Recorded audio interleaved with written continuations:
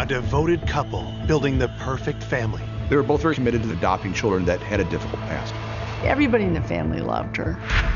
Murdered in a night of unspeakable horror. She saw a man with what appeared to be an axe. Her skull was split with a maul. Who could have wanted Bob and Kay Swartz dead? This person had threatened to kill them. We couldn't rule out anyone. We just didn't know. And what detectives uncover has everyone blindsided. I didn't have a single suspicion. I would have never thought. The relatives were in disbelief. The expected killer hadn't done it. The unexpected killer had done it. Nobody in a million years would have expected them to commit one of the most heinous crimes in the history of it. Police in Cape St. Clair, Maryland, receive an eerie call. Okay, what is the problem, sir? My parents are dead. You think your parents are dead? Yeah. First responders race to the scene and make a horrific discovery.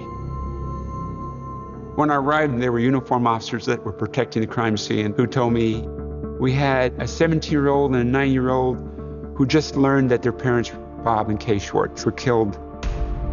The children are visibly shaken and in shock, but agree to answer a few questions. My partner and I met with a young man by the name of Larry Schwartz and his sister Annie. Both of them were very calm. This young man, he said that he had gotten up that morning and that Annie, who was 9, told them that she didn't know where their parents were. He then looked out the dining room window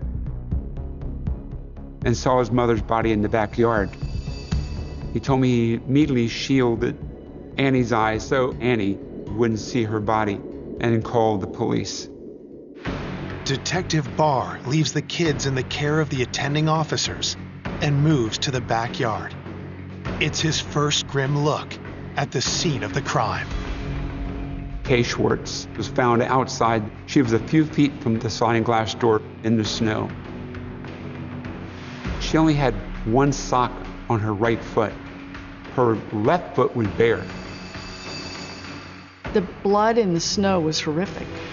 It was just horrific. The blood had created a slush in the snow. Kay Swartz had puncture wounds around her neck, and she had a massive wound to the top of her skull. Detective Barr then heads inside. I looked in the basement area, and I found a black vinyl chair that had pooled blood beside it. It appeared as though she had been attacked sitting in that chair, and she bled heavily onto the floor. And there was blood from that chair leading out back. Just when it seems the crime scene can't get any more grisly, detectives discover another ravaged body. We found a small office adjacent to the landing of the stairs. The door was closed. We opened the door, looked inside, and found Bob Schwartz's body. There was an inordinate number of stab wounds to Bob Schwartz. There were defensive wounds in the body. We theorized at that point it was very possible that Kay was attacked first, and then Bob heard the noise and started to come out of the room, giving Kay the opportunity to flee out the back door as the killer or killers went after Bob.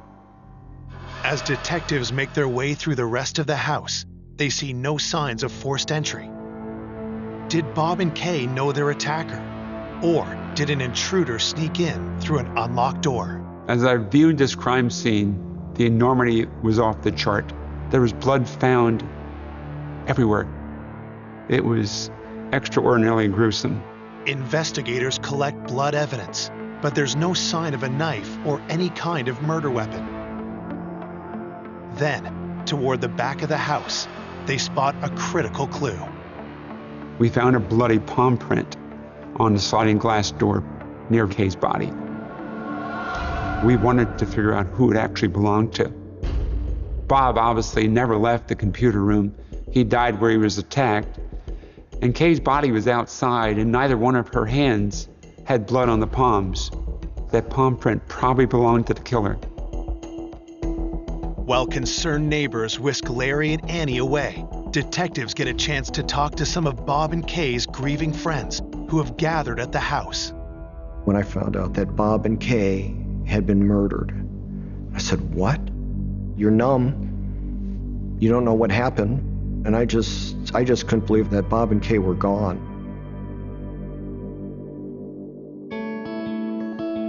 Bob and Kay Swartz met at the University of Maryland outside Washington, D.C. They were both getting their master's degree in education. They both wanted to be teachers. He was 35, she was 27. She fell in love with him, and maybe 18 months later they married. They were very involved in all kinds of church activities. Kay and Bob were intimately involved. Everybody seemed to know them. Everybody felt a connection with them. Bob was an engineer of sorts, worked at NASA Goddard down in Greenbelt, Maryland, in the space program on some level. Bob had to be a pretty clever man because he was involved in computers back in the dark ages, 1984. He was always very positive. He was funny, quick sense of humor. Kay was the fun-loving, carefree spirit, beloved by everyone who knew her. Always wanted to be a teacher, became a teacher. They wanted children, but Kay was unable to have children. Far from breaking their spirit, Bob and Kay's disappointment only seemed to strengthen their bond and gave them a loving sense of purpose. They decided they wanted to open their house and their hearts. In 1973, Bob and Kay embarked on their dream. That became part of their mission in life, in adopting children that had a difficult past, to provide some substance and some guidance. Larry Swartz was 6 years old when the Swartzes adopted him. 6 years later, they adopted a 4-year-old girl, Anne. Annie was born in Korea, did not speak much English when she first arrived. Annie and Larry were happy to be part of that family. Kay and Bob wanted to be the best parents ever to those children. Now, Larry and Annie were orphans again, and detectives need to find out who committed such a heinous crime and why. Police begin by talking to neighbors, hoping to find a witness who might lead them to the killer. We were alerted by a person approximately a block away on a parallel street that he had found what appeared to be a blood trail leading into the woods at the end of that street. And as we followed that trail, we found what appeared to be a barefoot footprint and a socked footprint. Were these Kay's footprints? If so, how did they end up in the woods when her body was found in the backyard? We also found a pair of footprints made by shoes. Footprints suggesting a chase through the neighborhood. The trail of footprints ran for quite a distance through the woods and the neighborhood. The footprints seemed to suggest that after stabbing Bob to death, the murderer went after Kay one last time. In my opinion, it appeared as though Kay Swartz was fleeing from her killer, and at some point, a person caught up with her and then walked her to the back of the home where she was killed.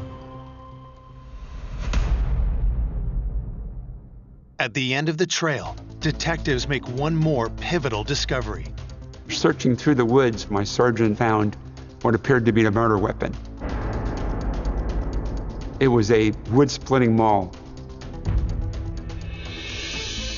There appeared to be blood on the maul, along with hair. But the handle appeared to have been wiped clean. There wasn't any blood on the handle at all. Detectives send the maul to the lab, but find no trace of a knife anywhere. It's a puzzling scene that offers them few clues. It was a very difficult crime scene to try to put together in your mind what may have happened or how did this occur. At this point, we only had 2 children, Larry and Annie, who could provide any information. When detectives circle back to them at the neighbor's house, they do their best to help. Annie related to us that she had awakened in the middle of the night to her father's screams of "help me, help me." She continued to tell us that she went to investigate and she walked to the door that exited to the carport. At that point, she saw a man walking away with what appeared to be an axe over his shoulder.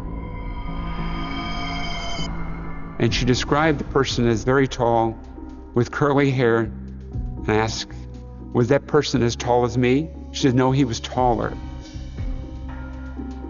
Detectives speak to Larry next, but suddenly the 17-year-old seems nervous. Does he know something about the man Annie saw in the yard? When we pressed Larry, he said that Michael was 6'4".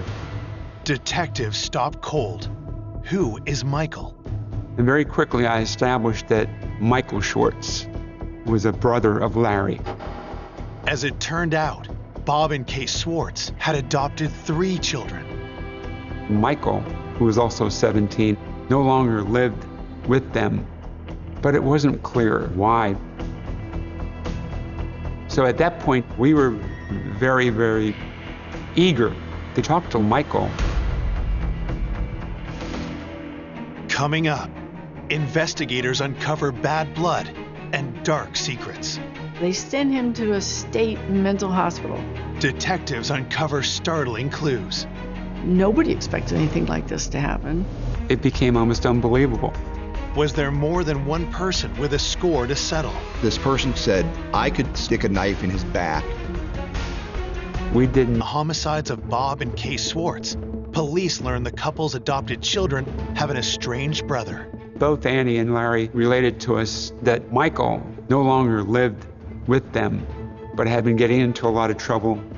Detectives are anxious to know more. Could Michael have possibly wanted to harm Bob and Kay? As we spoke to relatives during the investigation, Michael was quickly identified by them as someone we should look at very closely. Michael had made threats internally in the house. Detectives interview the Schwartz's friends and family to get more insight into Michael's history. Larry was the Schwartz's first adopted child. But long before Annie, Bob and Kay provided Larry with a brother.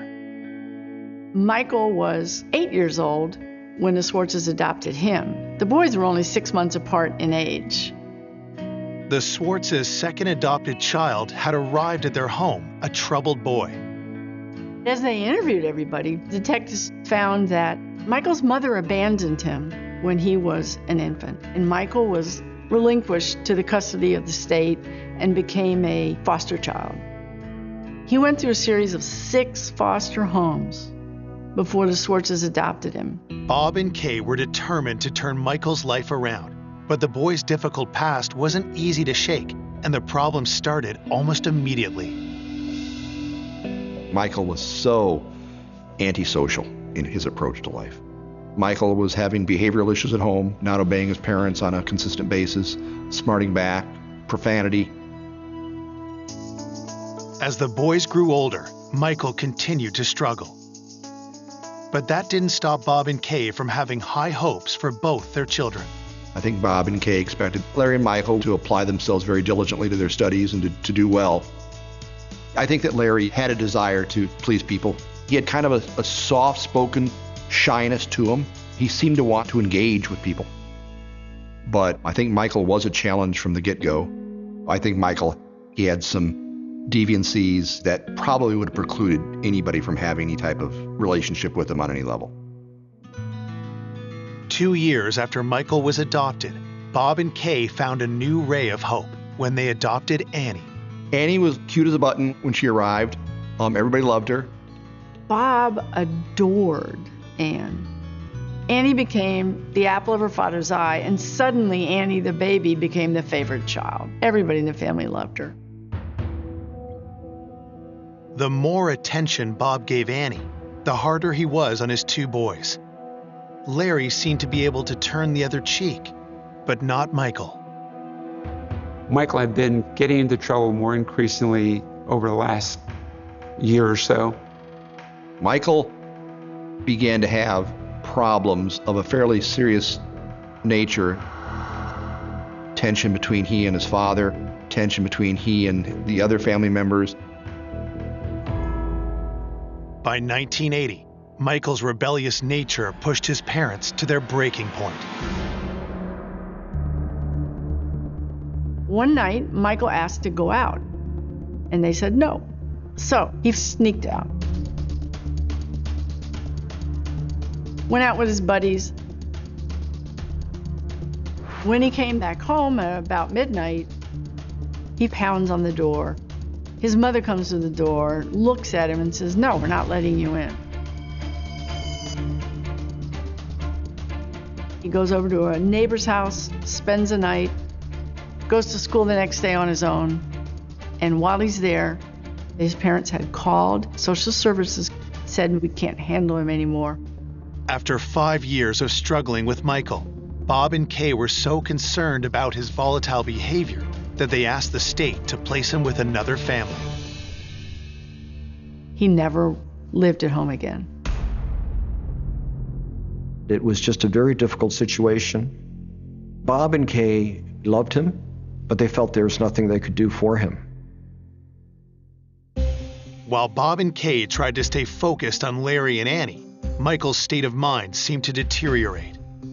Michael had been in a reform school and he got in a fight and got in some trouble, so they sent him to a state mental hospital for evaluation.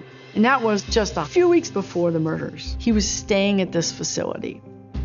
The Crownsville State Hospital Center was terrifying, faceless, institutional, decrepit buildings, straight out of a Stephen King nightmare. Had Bob and Kay's rejection led Michael Swartz to commit a cold-blooded murder? Detective Barr and his partner decide to make the short drive to Crownsville and ask Michael for themselves. He was interrogated by these talented homicide detectives. Michael's denying. Michael's words say one thing, but to the detectives, his appearance tells a different story. They did notice it. Michael had very noticeable marks on his long neck, and he clearly had an injury of some kind there. But he said they were hickeys. Detectives keep pushing, but Michael is adamant that he was at the hospital on the night of the murders, and the hospital records back up his claims. We learned from the staff that their logs indicated that Michael had been there all evening. He has what appears to be an ironclad alibi. I mean, he is in a locked ward in a state mental hospital. The police weren't so sure. A lot of people weren't so sure. It was very lax at this Crownsville State facility. It's not a prison. It's just a hospital. Detectives aren't completely convinced of Michael's alibi, but they don't have enough to arrest him either. And soon after that interview, Michael Swartz lawyers up. Of course, I finally got to him. I did what all defense lawyers do, which is to say, don't say a word to anybody about anything. He was never interrogated again. Michael won't talk, and the lab has found no useful prints on the handle of the splitting maul. But detectives know one key piece of evidence from the crime scene that could tell them everything they need to know. During the investigation, there was a bloody palm print recovered from the sliding glass door. We had examined both victims. Neither one had blood on the palms. If detectives can prove Michael Swartz left that print, they'll have their murderer. But that's easier said than done. This evidence was difficult to analyze. We were very limited in 1984 with what we could do. This would involve the evidence being sent to the Swartz are hoping one of their most promising pieces of evidence will help them catch the killer. A bloody palm print was lifted and sent to the FBI laboratory for analysis. We knew that it would probably take a long time to get those results. While the feds in Washington do their careful work, the shocking news of the murder spreads. There was a tremendous uproar in the community about this murder. A couple were murdered in their own home. A crazed killer chasing a woman through the neighborhood. There was a lot of pressure to solve the case. That pressure only mounts when detectives receive the coroner's report. It's a grim account of a seemingly psychotic attack. The wounds to Mr. Swartz numbered 17 in total, and in fact were lethal. Both his right and left carotid were severed during the attack. On Kay Swartz, the autopsy showed that she was stabbed 7 times around her neck area, but they were very light wounds, tentative, and then her skull was split with a maul. Detectives still haven't been able to locate the knife used in the attack, but the coroner's report does appear to confirm that they're on the right track. According to the medical examiner, we had the right theory about how this may have occurred. Kay was stabbed in the basement, got up to flee. The killer would have chased Kay Swartz as she ran from the neighborhood and into the woods, then back to the house where she was killed. Is it possible Michael Swartz eluded security at the Crownsville Mental Hospital and committed this crime? If so, detectives need to understand why. I think it's fair to say there was tension in the house. Bob had a bit of a shorter fuse than Kay and had a little bit less willingness to be tolerant of some of the children's shortcomings. Neighbors tell detectives a story they remember from a few years before, when Michael was still living with the Swartzes. Michael got in trouble for some sin, fighting on a school bus, something like that. And his father decided physical labor was what he needed. So he gave him this heavy wood-splitting maul and said, take this stump out of the front yard, the dead tree stump. It was massive, a massive thing. There was no way Michael could get it. But he just swung it again and again and again. Neighbors told us that Michael chopped at that tree every evening for up to 3 hours.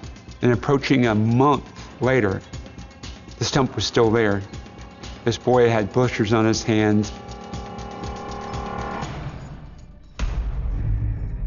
Michael was seething and getting more and more angry. Everybody said Michael had threatened to kill his parents.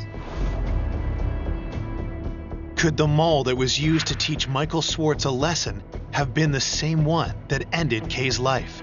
Michael told his mother, Kay, that I could walk up to Bob and stick a knife in his back, kill him, and no results would befall me because I'm a juvenile.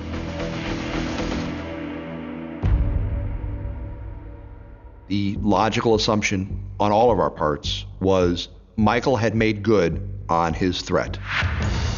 He had said he would do it, and now he's done it.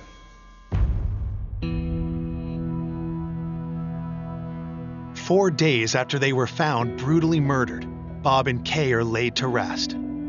The funeral, I had replays of having moments with them. I always admired them. Like, why would somebody kill them? The couple's obedient children, Larry and Annie Swartz, have been staying with friends of the family, while their brother still resides at Crownsville. Michael Swartz was allowed out of the hospital to come to the funeral, and at the cemetery, both boys stood over the grave and shook holy water, one into Kay's grave, the other into Bob's grave. Off to one side, the 2 detectives on the case stood in their suits with their sunglasses in the cemetery. Everyone gathered around, gave them their support. But most people believed it was Michael who had done it. Many note the suspicious red marks still visible on Michael's neck. Talk spreads through the community. The newspapers were saying that Michael was a suspect.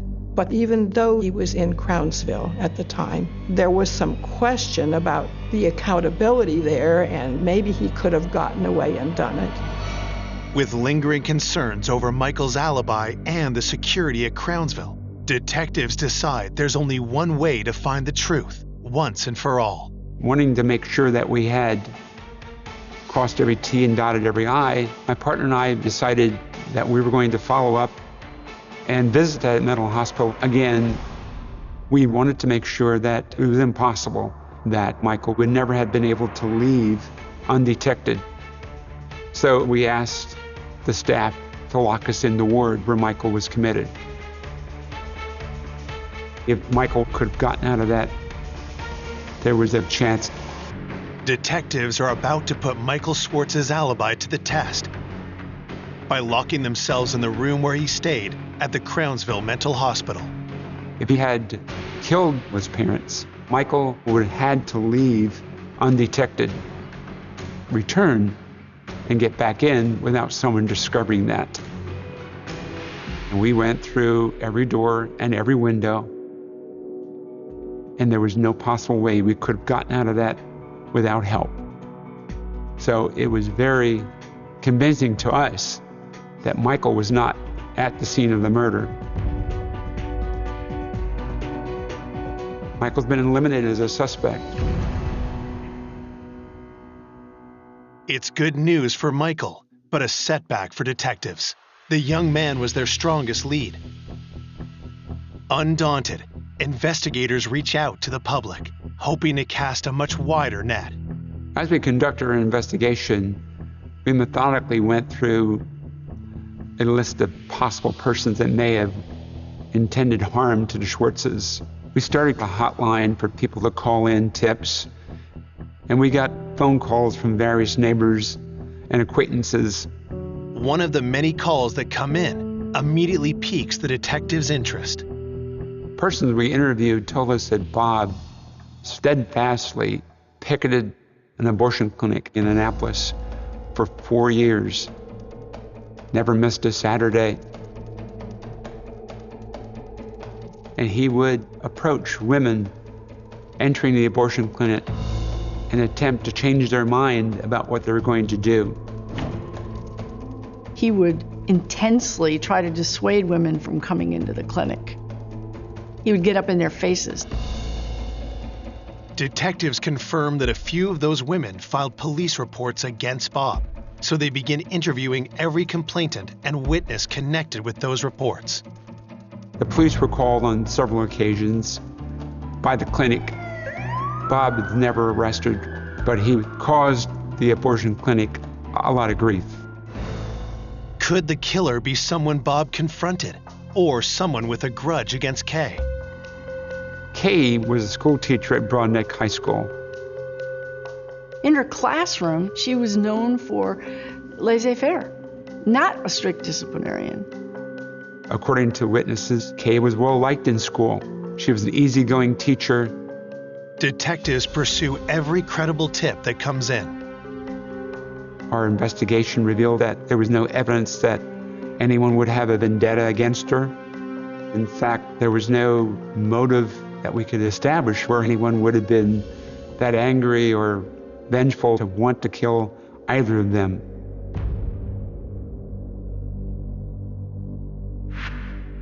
"8 days after the brutal double murder, investigators have hit a wall. With no fingerprints on the splitting mall and their single most promising piece of evidence still under analysis, detectives are all out of options. Undaunted, they decide to start fresh, poring over every piece of evidence they do have, starting at the very beginning. Colorado County Police. Please have someone come to my house. Okay, what is the problem, sir? My parents are dead. You think your parents are dead? Yes. This time, investigators hone in on something they didn't notice before. When I listened to the 911 call, Larry Schwartz said, "My parents are dead." My parents are dead. However, he told the first police officer on the scene that he hadn't gone downstairs. His father was in the basement. At that point, he was only known that his mother was dead, not his father. So there's an inconsistency there. It didn't make sense. The discovery leads Detective Barr to take a harder look at Larry's version of events, and he finds several contradictions. For example, Larry telling us that he saw his mother's body from the window, yet I looked out the dining room window and couldn't see her body. I thought perhaps he was confused and meant to say the kitchen window, which turned out to be even worse. I climbed on the kitchen counter and looked out the window and still couldn't see her body. Detective Barr had chalked it up to the extreme shock the boy had suffered that morning. Larry's demeanor wasn't unusual at the time. Various people react differently under stress. He could have very well been in shock, repressing his feelings. I didn't know. Barr wants to give Larry a chance to clear up his story, but that isn't going to happen. Larry had gotten an attorney. The attorney had advised him not to talk to us. At last, word comes in from the FBI. Test results on their key piece of evidence from the crime scene. The bloody palm print on the sliding glass door. The one detectives believed was made by the killer. It came back. Finally, we could find out who it could possibly belong to, what we were dealing with. Coming up, it's a twist that no one saw coming. A chill just went up my spine. It just didn't seem right. Detectives working to catch Bob and Kay Schwartz's killer finally had the results of their key piece of crime scene evidence from the FBI's forensic lab in Washington, D.C. I was notified by the FBI laboratory that they had positively identified the bloody palm print recovered from the sliding glass door. The results confirm what detectives believed months earlier. The palm print belongs to one of Bob and Kay's own children, but not the child they suspected. It came back belonging to Larry Schwartz.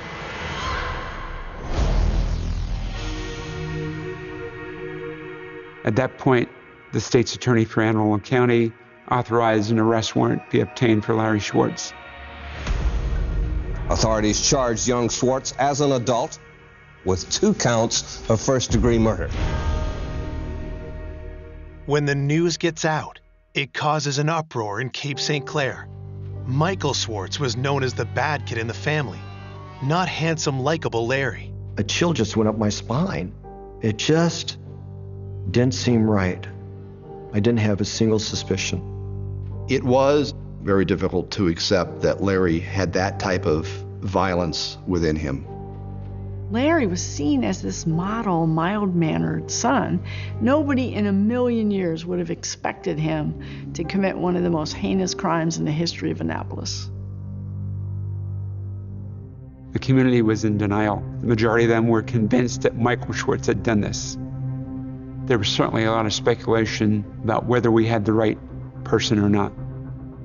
It was very hard for people to believe that he could have done it. I think that they just felt there was more to this. There was more going on than any of us could understand. Why would a docile youth, beloved by everybody, explode in a rage and stab both his parents? Why? Everybody wanted to know the answer. Authorities want answers too. But Larry, at the direction of the defense team hired by concerned family friends, is not talking and has neither admitted nor denied guilt. So for the next 15 months, while Larry waits it out in jail, detectives spend every waking moment trying to build an airtight case. We lacked a confession. The state's attorney for Anne Arundel County had me reassigned to his office to work exclusively on this case. We had to make sure that we had every piece of evidence we could get to close this case. Without Larry's confession, detectives need to find out what led this soft-spoken boy to such violent extremes. I continued to interview people, collect statements. Investigators soon realized that Michael wasn't the only son who had a hard time at home. I believe that Larry was under tremendous pressure. He was repeatedly chastised for the poor grades. He was restricted from leaving the yard. I think it was more of a protection thing. You're trying to keep him away from the wrong crowd. And I think Larry could have been pulled in many ways. I think they were afraid of that. I believe personally that he was angry. He was frustrated. It was cumulative, that he was holding rage inside him. And whatever may have happened that night set him off. But some speculated that there was another reason why Larry turned on his parents. Michael kept contact with Larry. He changed Larry's view of the family, and in a negative way. He was telling him that they just got rid of me, they want nothing to do with me, you know. Larry, he didn't want to be left like that. He didn't want to go into foster home again. Larry was extremely worried that what happened to Michael would happen to him. Then it changed where he was afraid he was going to be put out. Despite what may have led to this violent act, 17-year-old Larry Swartz is about to be tried for first-degree murder. 15 months after the crimes, the prosecutor had witnesses ready to lined up, psychiatric witnesses who said Larry was sane and he knew what he was doing and he actually planned it. And they had a case to present that showed premeditated, cold-blooded murder. Larry Swartz looked unconcerned as he arrived this morning from the county jail where he had spent the last 15 months. More than 60 witnesses have been subpoenaed to testify at Larry Swartz's trial, which is expected to last 2 weeks. I was at the courthouse expecting a trial. There was no trial. Nobody expected anything like this to happen. It was a case against Larry Swartz for the murder of his parents. A last-minute maneuver by Swartz's legal team has brought everything to an unexpected, screeching halt. The trial is called off. Larry had confessed to his attorneys. He broke down. He broke down sobbing and heaving, and he said he did it, he was guilty, and he just killed them. Finally, authorities have their confession, leaving behind any doubt of Larry's guilt.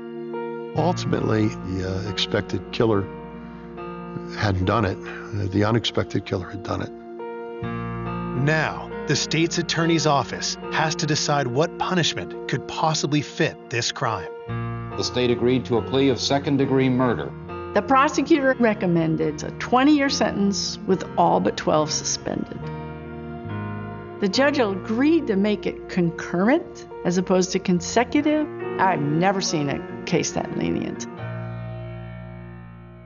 The state's attorney wanted me to take Larry to the confinement facility.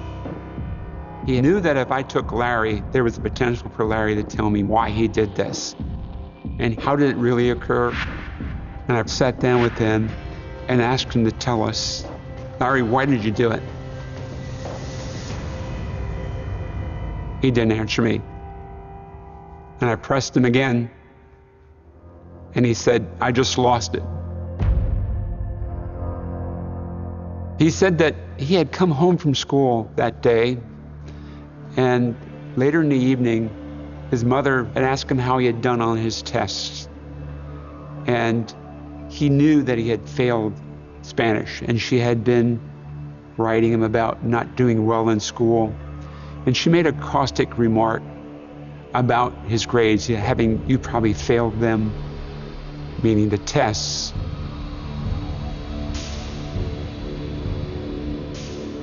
So he took a knife and he stabbed her repeatedly about the neck.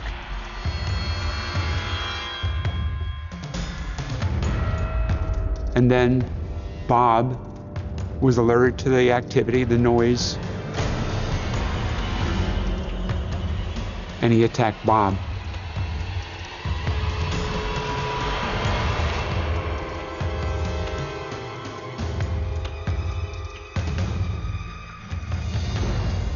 Larry never did explain or admit to chasing Kay through the neighborhood. I found out during the autopsy that she'd been stabbed through her esophagus, so perhaps she couldn't scream. With sheer terror, running for her life, Larry did admit to putting the splitting maul into his mother's head.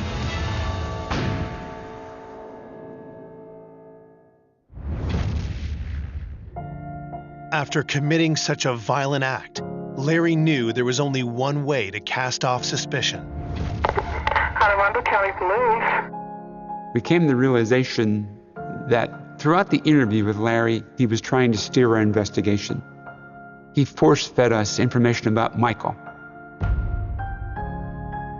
The whole time that his brother Michael was a suspect in the killings, Larry played the victim card. When we were here for the funeral, Larry wanted to hang out with us, essentially, which we were perfectly prepared to do. not believing for a minute that he was involved. We viewed him as a victim, a kid who didn't have any parents at this point in time. It's, to this day, hard to fathom. Though Larry's adoptive brother Michael had been exonerated, he nonetheless met with a tragic end. When it turned out that he didn't commit the murders, he had nowhere to go. His parents are dead. His brother's in prison.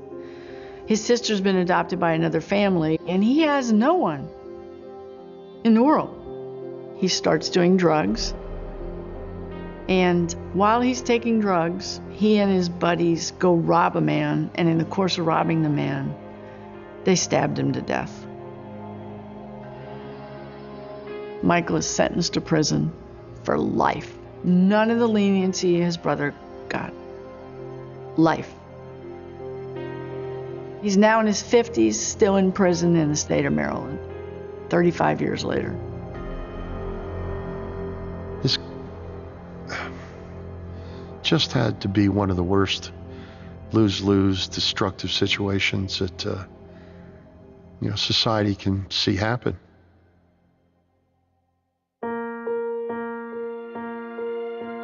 Looking back over this case, I have empathy for both Michael and Larry. I know that they struggled, yet the parents still tried to do.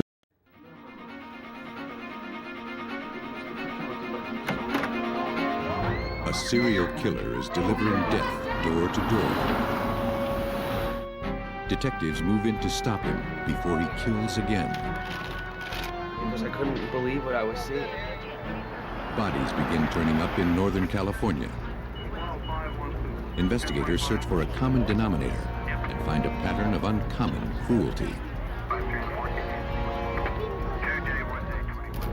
For years, a deadly predator has taunted police while snaring victim after victim. With every kill, he grows bolder, while authorities grow more desperate to catch him. Serial killers don't stop on their own. As the body count rises, investigators must use all of their resources to put an end to their murder by numbers.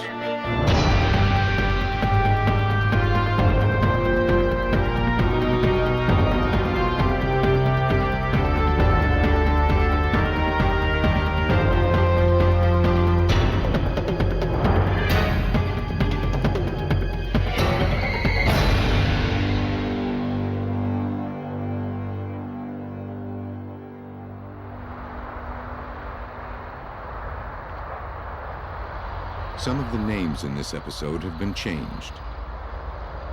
January 12, 1990 was another beautiful day in San Diego.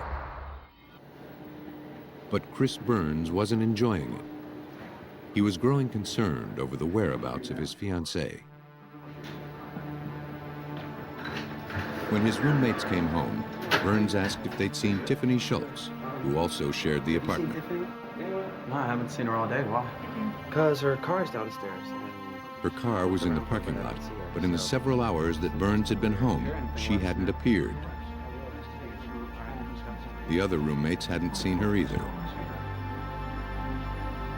Then they opened the door to a nightmare. What's going on? Oh my God! Schultz lay dead, partially disrobed and covered in blood. You guys, call the cops. Get somebody here, all right? Burns stayed with her while his roommates called police. As detectives interviewed Burns and his roommates, San Diego homicide investigators inspected the crime scene. One of the first things they noticed was that the body was posed, with outstretched arms and legs. Bruises indicated that the victim had struggled fiercely for her life. She had been stabbed multiple times in the chest. There was no sign of sexual assault. The answering machine tape was taken to check for suspicious messages. As the technicians continued working, Chris Burns told detectives his story. And I put my hands up under her head like this to hold They her noticed head his so that I hands could- and pants were marked with blood. The situation gave Sergeant Ed Petrick of the San Diego Police Homicide Unit grave doubts about Burns. It seemed very odd to anybody that here would be a fellow that comes home, house is open, his girlfriend's nowhere around, but her keys are there, her car's there, her purse is there, but she's nowhere around. And there's a roommate's door to the bedroom that's closed, which is usually never closed, and he never bothers to knock or open it. Burns was taken to the police station for further questioning about his fiancee's murder. Sam, He admitted that he and Schultz were having problems. let me tell you why I brought you in here. The grisly slaying came at a time when they were supposedly trying to salvage their relationship. Lately, they couldn't get along. Now, Schultz was dead, and Burns looked like the main suspect. The blood on his clothes told police all they needed to know. But Burns claimed that the stain on his shirt came from touching Schultz after he discovered her dead. He believed the blood on his pants was his own, from a recent accident on the construction site where he worked. The story seemed too contrived. Chris Burns was arrested and charged with the murder of Tiffany Schultz. I can do that. It's not quite that. Schultz's autopsy revealed she was stabbed nearly 60 times.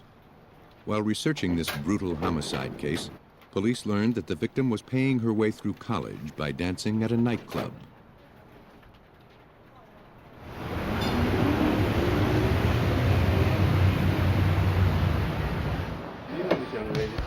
Oh, yeah. The manager confirmed that Schultz's relationship with Burns was tumultuous. She told police that he didn't want her working there. They often came to blows over it. Their last incident had been recent. Transcripts from the answering machine tape contained an apology from Burns for the hard time he gave his fiancée about her job. But police wondered if he'd lost his temper and his control one last time. Only careful forensic analysis of the evidence could determine if Schultz was the victim of Burns's rage. Burns's shirt and pants were sent to the lab to determine whose blood was on them. To better see the bloodstains, the jeans were turned inside out.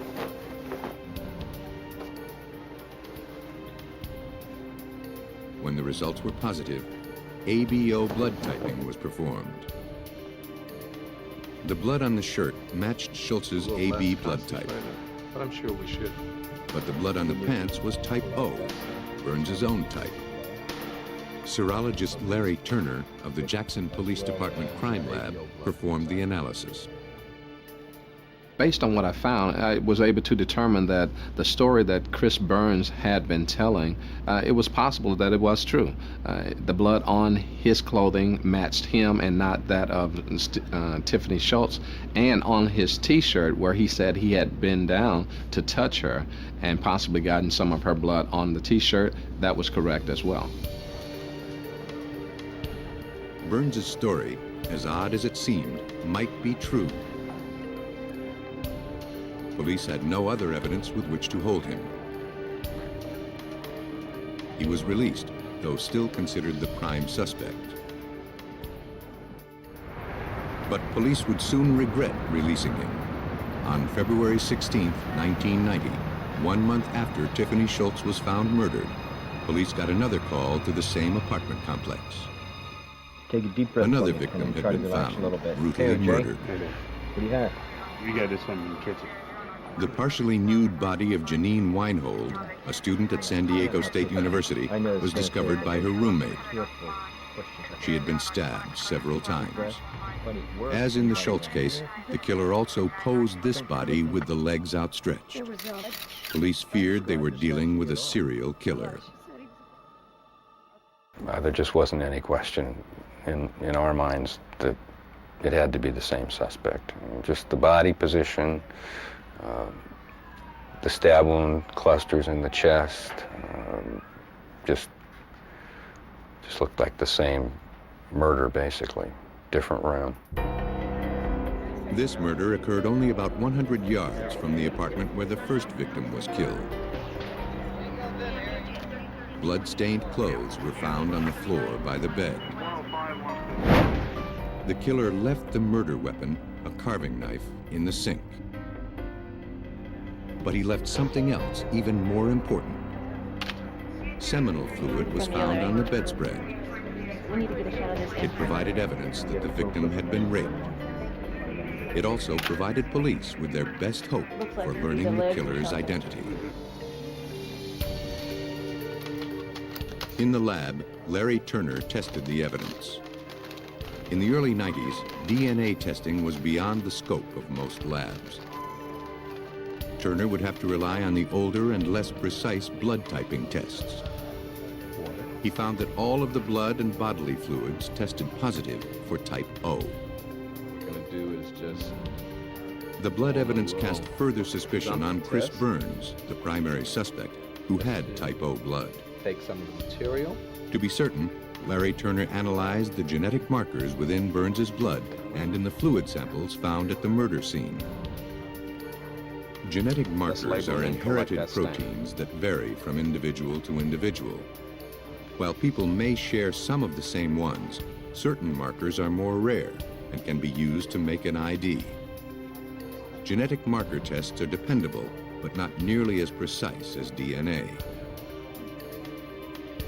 Turner found that the genetic markers of the suspect, Chris Burns, didn't match those taken from the second murder scene.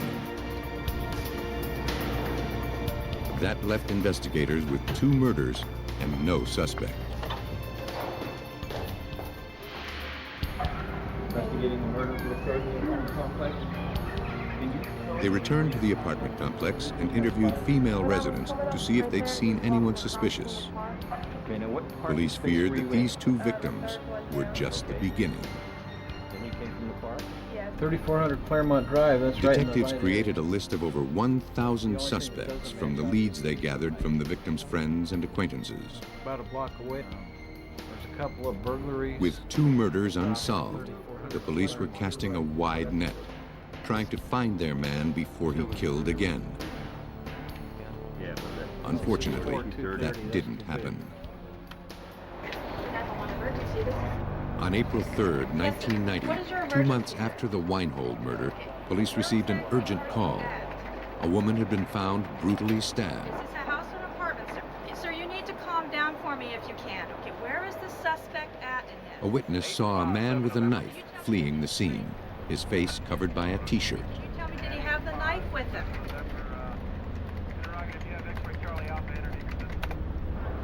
Police rushed to respond. They met Tammy Ho, who returned from the apartment swimming pool and found her friend, Holly Tarr, mortally wounded with a single stab through the heart.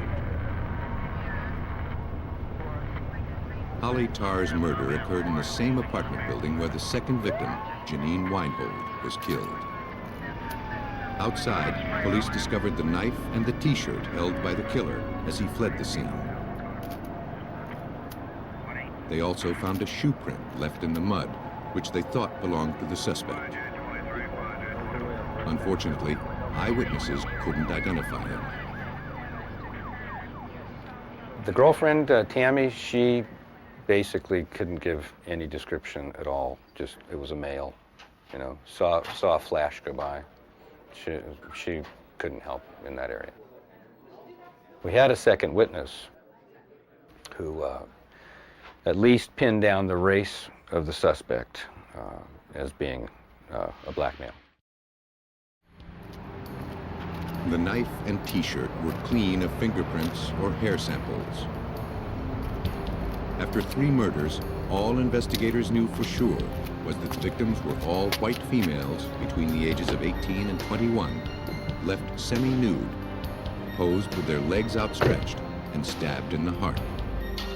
All they knew about the killer was that he might be an African American. Because the slayings took place in the area of San Diego known as Claremont, the murderer was dubbed the Claremont Killer. A deadly predator, a serial killer, was on the loose. Police looked at their list of more than 1,000 suspects and, from those, re-interviewed all of their African-American suspects again. Hundreds of blood and saliva samples were voluntarily obtained. While the samples were being tested, the killing continued. On May 22, 1990, another woman was murdered in her apartment in Mid-City, San Diego. The pattern of stab wounds was similar to the previous 3 murders. The Claremont killer was on the move. 4 months later, 43-year-old Pamela Clark and her 18-year-old daughter Amber were found murdered in their San Diego home. Both partially nude bodies bore stab wounds around the heart and were posed like the previous victims. There was no question after the double murder of the Clarks that things really got heated up. We had politicians show up at the mobile command post. I had detectives hadn't had a day off in 40 days, which was no problem. You know, we had to catch this guy. But we were back to square one. Police had a terrifying killer on the loose with few clues and no idea of where he might strike next. Time was against them. Each day he ran free, more women were in danger. The Claremont killer laid low for 5 months, leaving San Diego investigators with nothing to go on. The trail heated up again on February 3rd, 1991, more than a year after he had made his first kill. Linda Parker, age 23, was about to take a shower when she heard noises at her front door.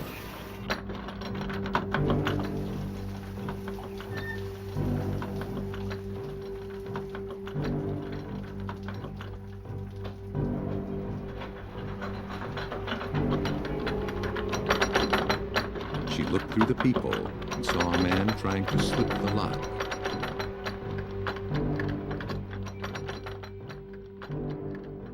Linda Parker fled through her back door.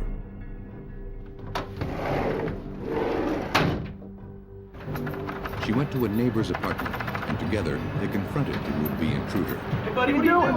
Oh, I was trying to get into my friend's apartment. Who mumbled an excuse as he left. Wrong building. Parker's neighbor noted the make and model of the man's car. Meanwhile, Parker called police, reporting a possible encounter with the Claremont killer. Parker suspected the man at her door had stalked her from a nearby gym. A previous victim, Pamela Clark, had worked out at the same gym right before her murder. Perhaps this was the killer's current spot for scouting victims. Officers distributed flyers and asked people at the gym if they had seen the man or the vehicle that Parker described. The next day, they received a call. Someone had spotted the man on the flyers sitting in his car outside the gym. Police apprehended the suspect. His name was Cleophas Prince. Police had interviewed him months earlier. He had declined to provide a blood sample. Police needed a sample if they hoped to compare Prince's DNA to crime scene evidence. To win his consent, they didn't let on that he was a murder suspect. They told him he was arrested for the attempted burglary of Linda Parker's home the prior day. Investigators checked his credit cards. Each had the marks of having been used to slip door locks. Prince cooperated and provided a blood sample without detectives having to resort to a warrant. Until the DNA results came back, police didn't have enough evidence to hold him. Prince was released, but he was kept under close surveillance. The blood sample was rushed to testing. If successful, the DNA would provide more solid evidence than genetic markers would. The problem was that in the early 90s, the technology was new, and and it could take a year before the results came back.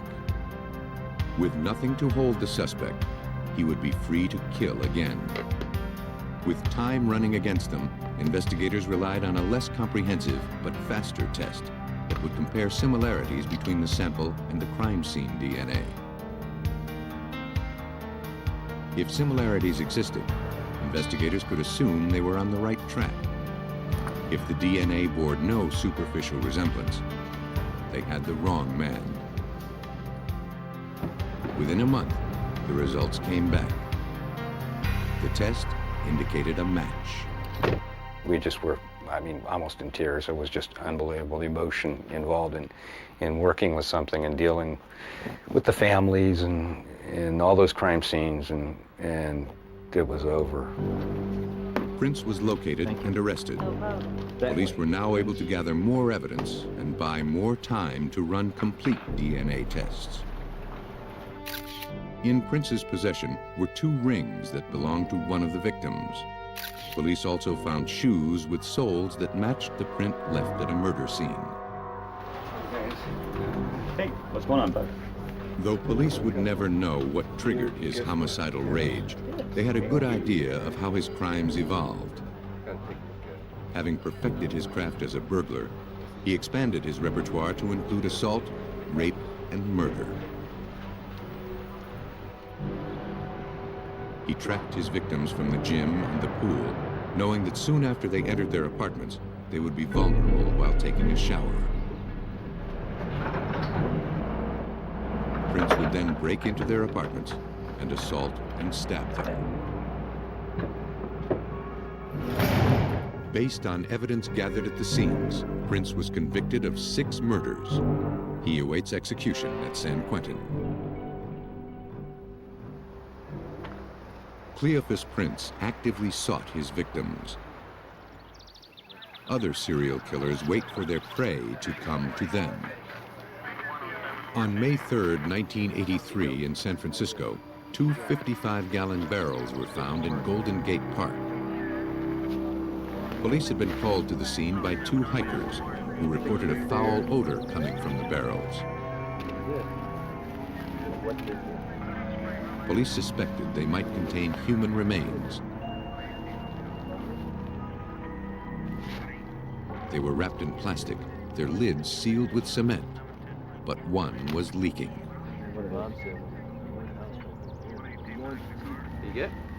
They were taken to police headquarters where they were x-rayed before they were opened so as not to disturb any evidence inside. The x-rays were sent to Dr. Boyd Stevens, chief medical examiner for the city and county of San Francisco. One of the barrels had 2 bodies in it, and that was evident by 2 complete skeletons, including skulls and spinal columns, etc. One of the barrels had 1 body in it. We couldn't tell the sex at that time, but we could see that there were dental fillings, metal material consistent with bullet fragments or jackets, as well as identifying personal items like rings or earrings and so forth. Now that they knew human remains were inside the barrels, investigators had to determine how they got there. Technicians took their time looking for any clues the killer might have left.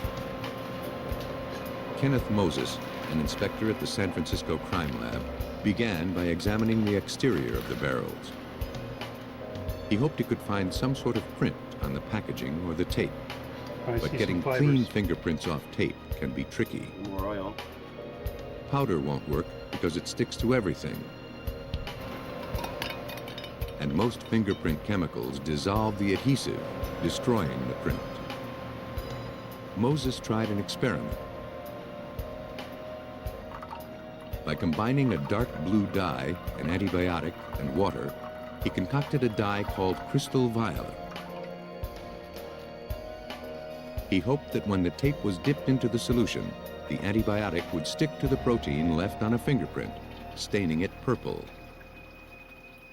After 14 hours of labor, slowly processing each strip of tape as it came off, we finally got down around 15 or 20 layers of tape to the last layer.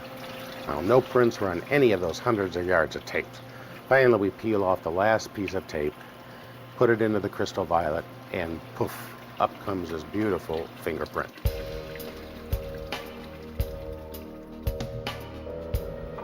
A simple magnifying glass revealed another crucial discovery. Presumably, the killer left a clear fingerprint behind in the fresh cement as he sealed one of the barrels.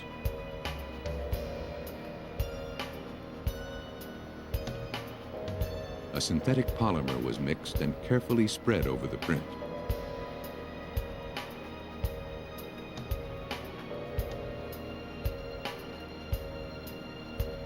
When it dried, it formed a near-perfect cast, which was then used to make a record of the print on paper.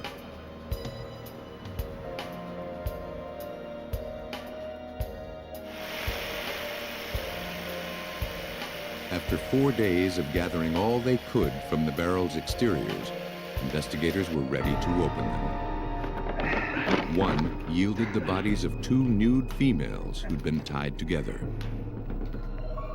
The women were later identified through their fingerprints as Glenda Wheatley and Paula Rodriguez, 2 prostitutes. Rodriguez worked for Thomas Michaels, identified as the clothed male victim in the other barrel. Each had been shot in the head. The victims had been ID'd, but the identity of their killer remained a mystery. Police spoke with friends of the victims, but none could shed any light on who could have done this. Investigators also ran the prints, but came up with no matches. 3 months after the barrels were found, a man driving on a rural road in California's San Mateo County, just outside of San Francisco, made a similarly gruesome discovery.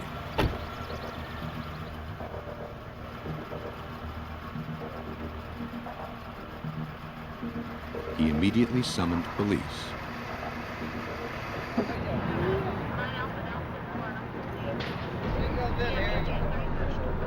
He led them to a bound female body with what looked like a bullet wound to the head.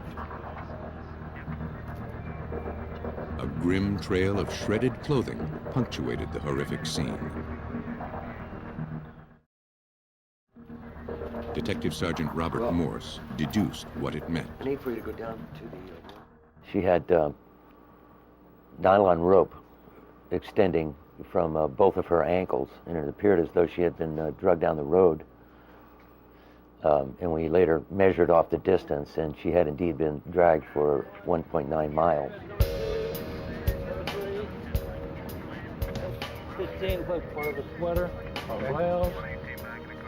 The entire area was secured, and each bit of evidence carefully noted. A garbage bag was found near the probable starting point of the brutal dragging. The first task after collecting all of the evidence was to identify the victim. Detectives ran a check on her fingerprints. She was identified as Marcia Geary, a prostitute from Oakland, California. Now, police knew her name. The next question was, how did she die? The autopsy revealed that she had been shot in the back of the head. The trajectory going downward, approximately 45 degrees. The entrance wound was an oblong shape, which is a little bit unusual. The nylon-coated .38 caliber bullet recovered from the victim was also unusual. It had none of the lands and grooves that a gun barrel usually etches on a slug as it passes through. Police were baffled by what kind of weapon could have fired the fatal shot. The garbage bag from the crime scene was closely examined for fingerprints and other trace evidence. The bag was tested with cyanoacrylate, or superglue. When heated, the chemical's fumes attached to the prints, making them visible. A latent footprint was discovered that was much too large to belong to the victim. All investigators needed was a suspect to compare the footprint to. Thank you so much, sir. Appreciate that. Police questioned Marcia Geary's friends and family to learn where she'd been and whom she'd met recently. Her father said the last time he saw her, she'd asked him for money. She told him she was trying to find a job and asked him if he would help her get a car. Police also learned from her friends that she was planning to spend the weekend with a man. Thank you. Thank you. For now, his identity remained a mystery. Okay.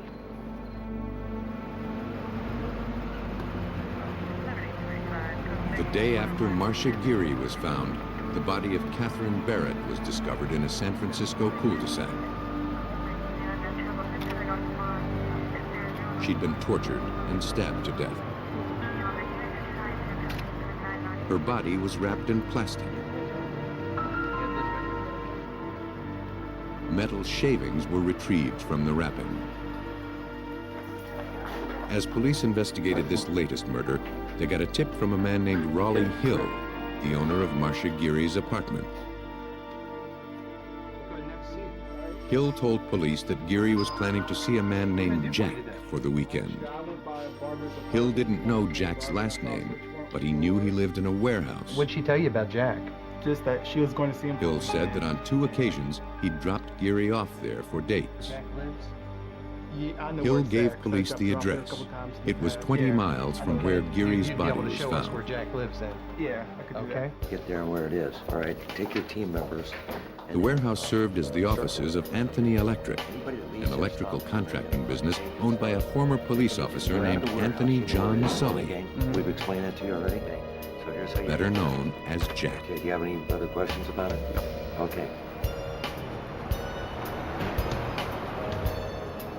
Investigators also learned that friends of Catherine Barrett, the most recent victim, told them the day before her body was found that she was going to Anthony Electric.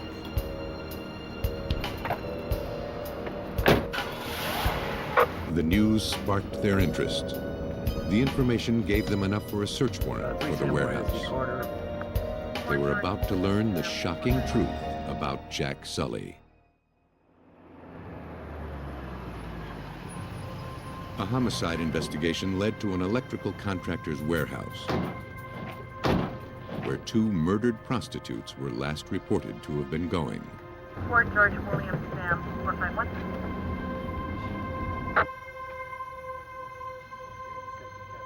A costumed woman wearing a tutu met police at the door.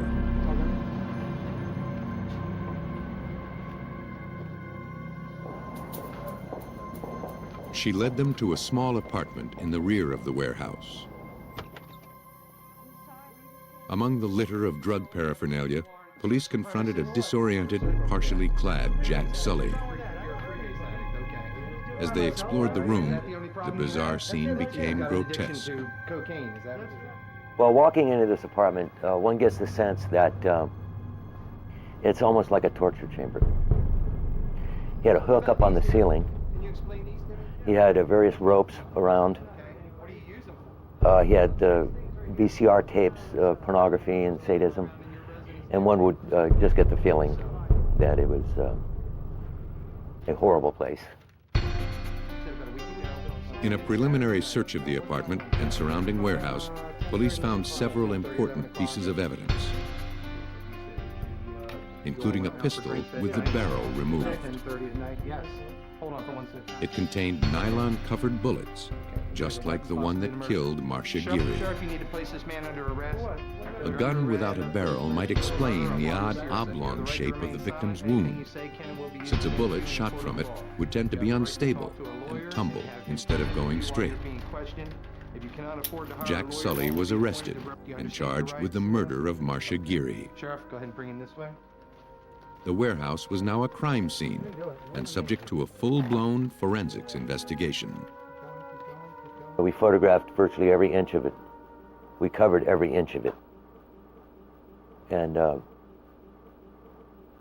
we're happy that we did because we gained a lot of evidence out of it. Finding anything in here at all? Got a couple places. Among their finds were metal shavings and nylon rope, like those found at the crime scenes. Investigators also found blood, lots of it. The warehouse seemed to be a grim chamber of horrors, an inner sanctum for unspeakable acts of torture and cruelty. With Jack Sully behind bars, police began to ask his acquaintances what they knew about him. They learned he'd bragged about killing 3 people, putting them in barrels, and dumping them in Golden Gate Park.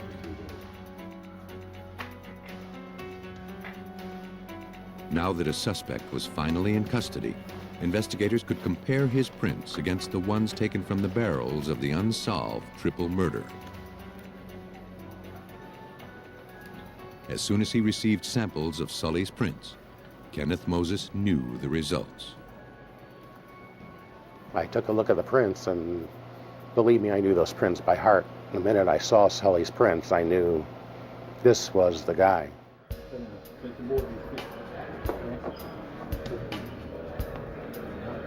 Sully was charged with the murders of the victims found in Golden Gate Park. Police also obtained his footprints. They compared them to the print lifted from the garbage bag found where Marcia Geary's body had been dragged. The prints matched. In the end, an insurmountable stack of forensics evidence was brought against Jack Sully. Metal shavings found in his warehouse matched shavings found on his second victim's body. The plastic sheeting found around the body of the man sealed in one of the 55-gallon barrels matched sheeting found in Jack Sully's truck. From the investigation, Sully's pattern of violence became clear. Under the influence of freebased cocaine, he would pick up prostitutes. When they arrived at his warehouse, he would subject them to prolonged periods of bondage, beatings, and sexual abuse. And ultimately, he murdered them. Forensics linked him to 5 victims, but other evidence proved he had killed 6. On June 3, 1986, Anthony John Sully was convicted of 6 counts of murder and sentenced to death in California. Serial killers follow no apparent rules except one: to blend in with everyone else. On June 28, 1989, in Riverside, California, 2 construction workers stopped on the side of the road to eat their lunch. But then they noticed the body of a woman lying at the bottom of an embankment. Officers and forensic technicians from Riverside County Sheriff's Office responded to their call. The victim was dressed in shorts and a man's Western-style shirt. A towel covered her body. She had no identification. The autopsy revealed the woman was strangled to death. A search of the fingerprints file identified her as Tara Biggs, a 28-year-old prostitute. Evidence collected from the crime scene was sent to the California Department of Justice Crime Lab. Investigators found little more than a few assorted fibers. Whoever killed this woman didn't leave much evidence behind.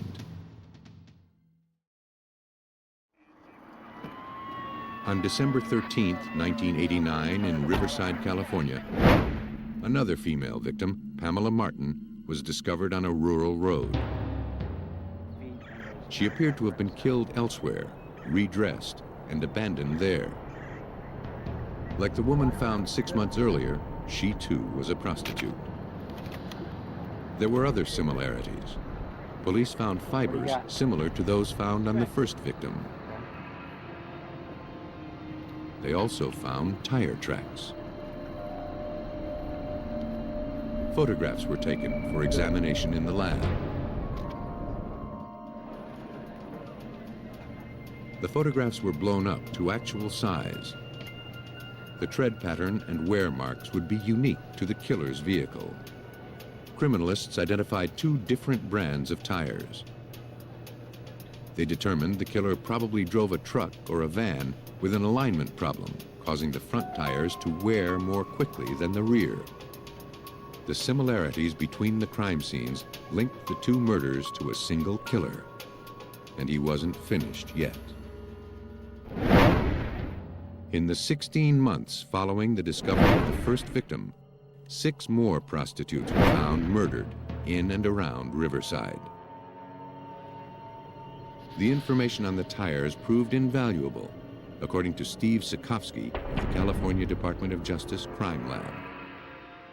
As subsequent victims were found, we were armed with the information of what kind of tire track we would be looking for, and that would be one of the first things we could see whether or not, in fact, this is another one of the series that was developing. When area police departments met to compare forensic evidence, they realized that along with the tire tracks, the hair and fiber evidence was consistent. Gray and red fibers, gold threads, and bits of rope were found on most of the bodies. These fibers lifted from the victims literally tied the murders together. We were able to determine that, in fact, it looked like we had the same suspect environment from one victim to the next. And really what that meant to the investigation was it looked like we did, in fact, have a serial killer. With each new murder, the killer grew bolder and more sadistic. Police found the body of another prostitute, Laura Mills, in a grove of trees, stabbed and strangled. A peeled and partially eaten grapefruit lay nearby. This odd detail gave police an idea of the kind of monster they were dealing with, according to senior investigator Bob Creed. To where he could just have murdered this person, strangled this person, stabbed this person, and then stood over her and ate a grapefruit. We felt that this told us something about the emotional makeup of this person that we were looking for. Police seemed no closer to finding him. By 1991, 10 prostitutes had been murdered, and several had been redressed and left in rural areas. The only clues to the killer's identity were the fibers, hairs, and tire tracks that he left behind. But without suspects, this evidence amounted to nothing. Since the victims were prostitutes and drug users, police questioned women working the red light districts of Riverside and Elsinore.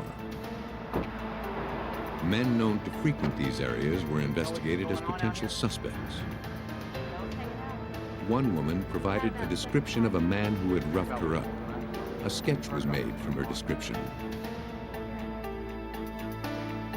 It was distributed, but no lead surfaced. Investigators hoped to have better luck focusing on the killer's vehicle. The tires left their unique prints on each murder scene, and the interior may have provided the fibers found on the victims. If investigators could find his vehicle, they could find the killer. So we let the investigators know to look for a vehicle with certain type tires on it. Let them know that they might be looking for a vehicle that had gray interior carpet. They might find some rope fibers. They might also find some other things in the van that had gold fibers in it, because we found a prevalence of gold type fibers. Maybe some blanket, sleeping bag along that line, because of the type fibers that we found on many of the victims. At an earlier murder scene, police found the tread prints of a popular tennis shoe near the victim. As the spree of murders continued, forensic technicians began to see the same prints. As the tennis shoe's print continued turning up, the tread showed increasing wear. Likewise, the tire tracks found at the scenes were changing, as individual tires wore unevenly and had to be replaced. In January 1991, detectives from several area agencies met to create a task force. In July, with no end in sight, a behavioral scientist was brought in to study the crimes and create a profile of the killer. Since serial killers rarely kill outside of their race, the profile described a white male between the ages of 35 and 40. The police profile and other news of the serial killings filled the newspapers. It appeared that the suspect himself was following the report, as the next victim was Tracy O'Donnell, who'd been stabbed, strangled, posed, and mutilated. Though she shared these similarities with most of the other victims, one thing made her unique. She was African American. That he read in the paper that the serial killer stays within their own race, and yet he went out and found this black prostitute and killed her. It seemed like he did that just to show us that we were wrong and that perhaps maybe he selects his victims, that he's in control here. The murderer was maintaining his anonymity, and he was becoming more defiant. By the end of 1991, his victims were being found at the terrifying rate of 1 per month. 19 dead female prostitutes had been discovered,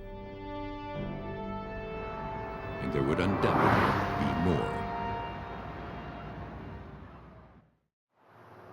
Investigators in Riverside, California, on the trail of a brutal serial killer, finally got a break on January 9, 1992.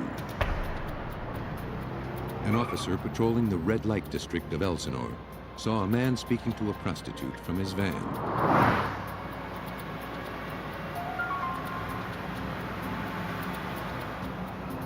The man drove off, making a right turn without signaling. The officer pulled the van over. The driver's name was William Suff. The officer thought his van fit the description of the vehicle of the suspected serial killer.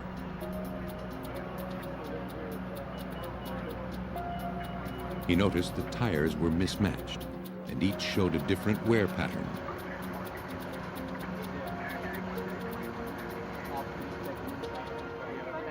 William Suff was placed under arrest.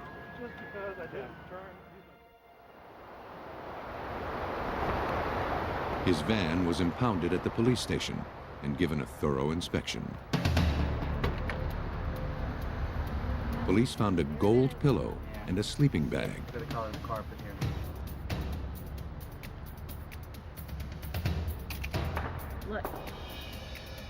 A blood-stained knife was wedged ominously between the driver's seat and the console. Investigators also found a length of rope, consistent with rope fibers found on the victims.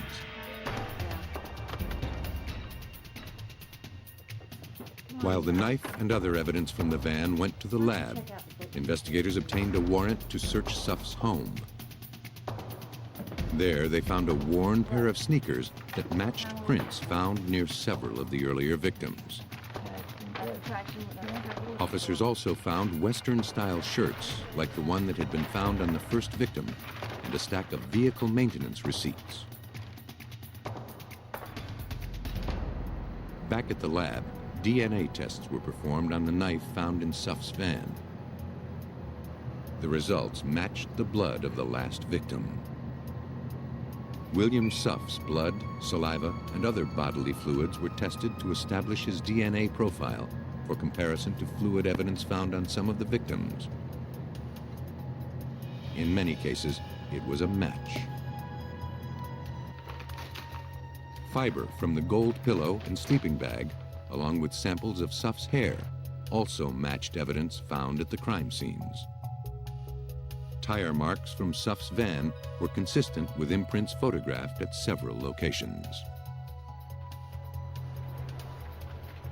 The vehicle maintenance records were also helpful in establishing when Suff had his tires rotated or changed. Police kept their own records of the tire positions at each crime scene. When they compared Suff's records with their own notes, they found an exact match.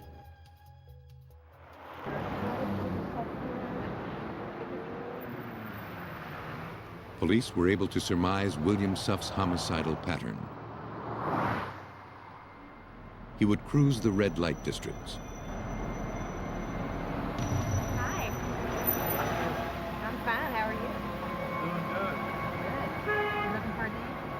When he chose a prostitute, he would invite her into his van and drive to a secluded place.